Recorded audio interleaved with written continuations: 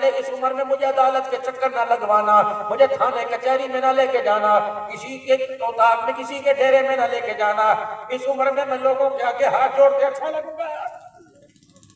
بے شرم بے غیرت تو تم نے ماں باپ کو جھکا دیا۔ یہ کیا ہے کورٹ میرج؟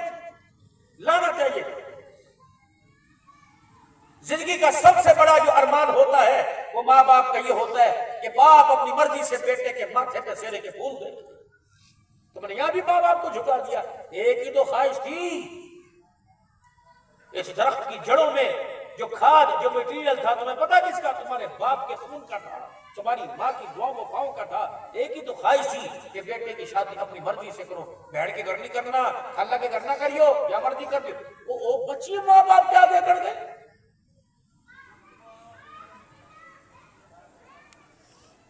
علی رضی اللہ عنہ باہر کھڑے ہوئے، حضور رحمت عالم صلی اللہ علیہ وسلم تشریف لے گئے۔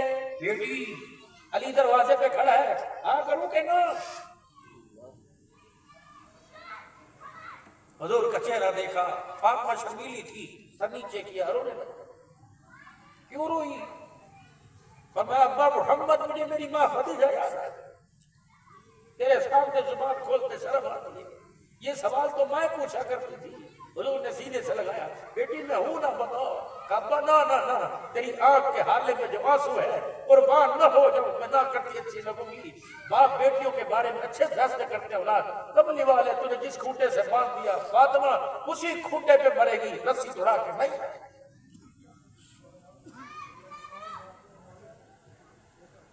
اپنے بوڑھے ماں باپ کو جیتے جی مار کے رکھ دیا بے شرمو، اور بیٹیوں نے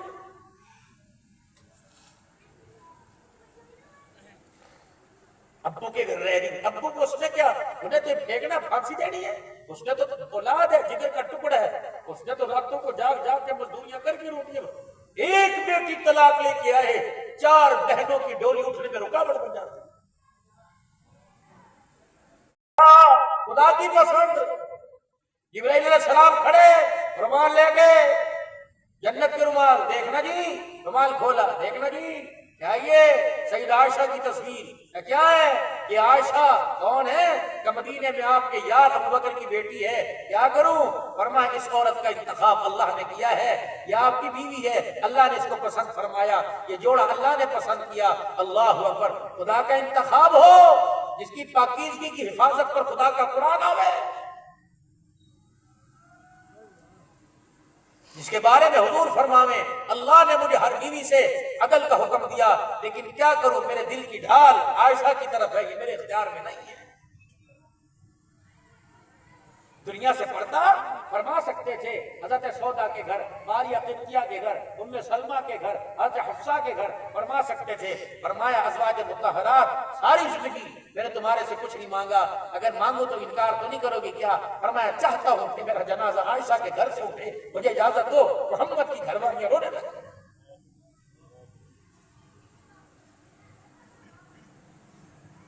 عدالتوں کے اندر میاں بیوی کھڑے، جج فیصلہ کرے، مر نہیں جاتے، جاؤ جاؤ خود بھی کنویں میں گرو، بیٹی کو بھی کنویں میں گرو دو۔ شرم نہیں آتی؟ بیٹی کے طلاق کے لیے فیصلے لے رہے ہو۔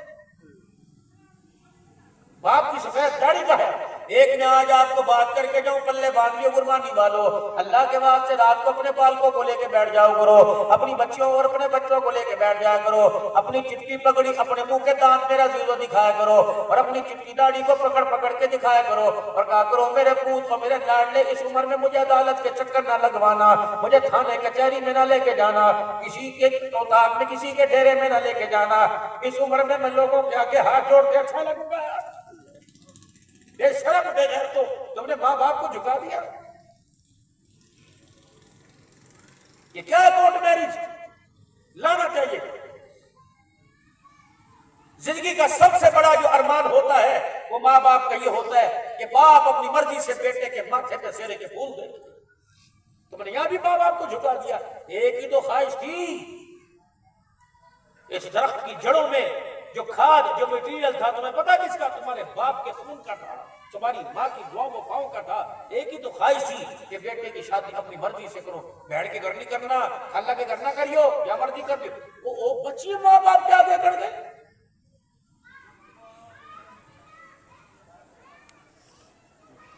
رضی اللہ عنہ باہر کھڑے ہوئے، حضور رحمت عالم صلی اللہ علیہ وسلم تشریف لے گئے. بیٹی علی دروازے پہ کھڑا ہے، ہاں کروں کہ نہ؟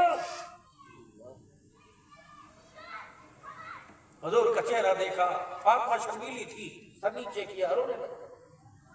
کیوں روئی؟ فرمایا ابا محمد مجھے میری ماں خدیجہ یاد آئی، تیرے سامنے زبان کھولتے شرم آتی ہے، یہ سوال تو میں پوچھا کرتی تھی. حضور نے سینے سے لگایا، بیٹی میں ہوں نہ بتاؤ. کہا نہ نہ نہ، تیری آنکھ کے حالے میں جو آنسو ہے قربان نہ ہو جاؤ، میں نہ کرتی اچھی لگوں گی. باپ بیٹیوں کے بارے میں اچھے فیصلے کرتے ہیں. اولاد کملی والے تجھے جس کھوٹے سے باندھ دیا فاطمہ اسی کھوٹے پہ مرے گی، رسی توڑا کے نہیں.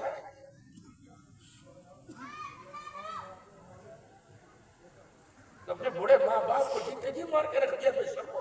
اور بیٹیوں نے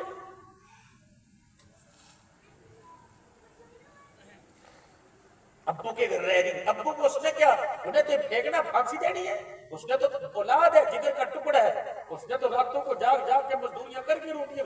ایک بیٹی طلاق لے کے آئے، 4 بہنوں کی ڈولی اٹھنے میں رکاوٹ بن جاتی.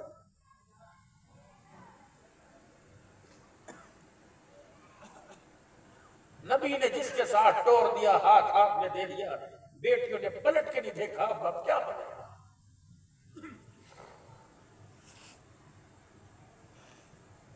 وہ وقت میرے عزیزوں یاد کرو. آج بیٹیاں کہتی ہے سکھ کوئی نہیں، سکھ کوئی نہیں. مولوی صاحب دعا کرو بیٹی کو سکھ مل جاوے. اللہ اکبر. جب سیدہ فاطمہ الزہرا رضی اللہ تعالی عنہ نے امام الانبیاء صلی اللہ علیہ وسلم کے سامنے چنگیر میں آدھی روٹی پیش کی تھی، آپ نے روٹی پکڑ کے فرمایا بیٹی تجھے کہاں سے ملی؟ کعبہ 3 دن گزرنے کے بعد ایک روٹی ملی تھی، آدھی کھاتے کھاتے تیرا چہرہ سامنے آ گیا، تیری چہرے کی رونق میرے سامنے آ گئی. دل میں خیال آیا ابا نے پتہ نہیں کتنے دن میں روٹی کھائی ہوگی.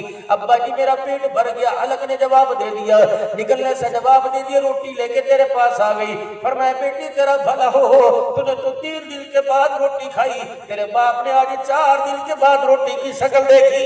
نبیوں کا سردار ہے، نبیوں کا سردار. فرشتہ جبرائیل دروازے پہ ہاتھ باندھ کے کھڑا ہے.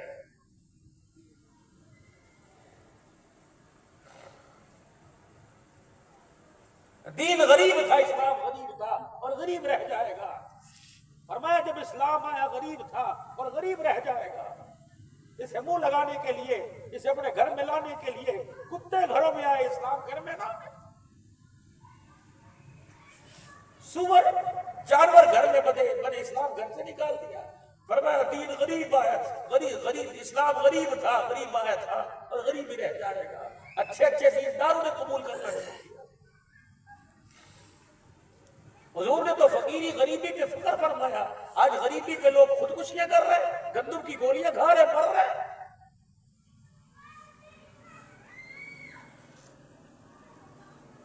کپڑے پہ لڑ رہے. قیامت کے دن پیارے نبی کا سامنا کیسے کرو گے؟ اما عائشہ بیٹھی رو رہی تھی، حضرت حفصہ ام سلمہ پاس بیٹھی ہوئی تھی، زار و قطار روتے روتے چادر مبارک چہرے مبارک سے ہٹائی. اما حفصہ کے پکارے نکل گئے، چیخیں نکل گئی. رو کے کہنے لگی ام سلمہ دیکھ تو صحیح، 2 جہاں کا سردار، جنت کا دولہا، جب دنیا سے جا رہا ہے تو 17 پیوند والا کرتا پہن کے جا رہا ہے.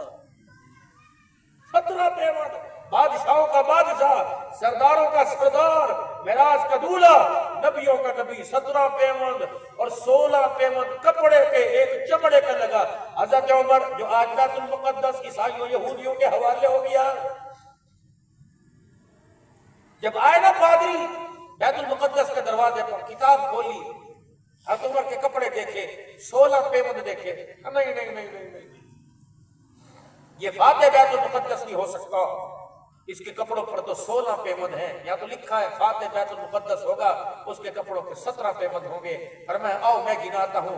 16 پیوند تو سامنے گنا دیے، اپنی منڈی اپنی گردن پیچھے کی، گردن کے پیچھے کپڑے کے اوپر یا 17واں پیوند چمڑے کا لگا ہوا تھا. اور میں دیکھو وہ پیوند والی نشانیاں اور میں موجود ہیں. اندر کے بیت المقدس کے تالے کی چابی لا کے ہاتھ میں دے دی. فرمایا ہماری کتابوں میں لکھا ہے محمد کا غلام آئے گا، پیر میں جوتا کوئی نہیں ہوگا، کرتا 17 پیوند والا ہوگا، اللہ اسے بیت المقدس کا فاتح بنائے گا. آج ایٹمک طاقت ہونے کے باوجود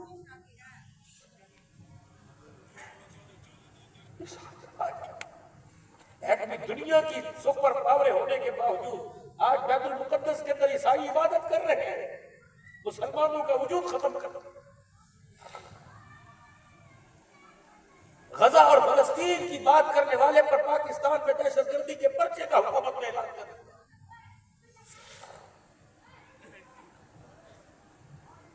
فنڈنگ بند ہے، خبردار کوئی چندہ نہیں بیت المقدس کے بچوں کے زخم پٹی کے لیے کوئی چندہ کرے، اس پر دہشت گردی کا پرچہ۔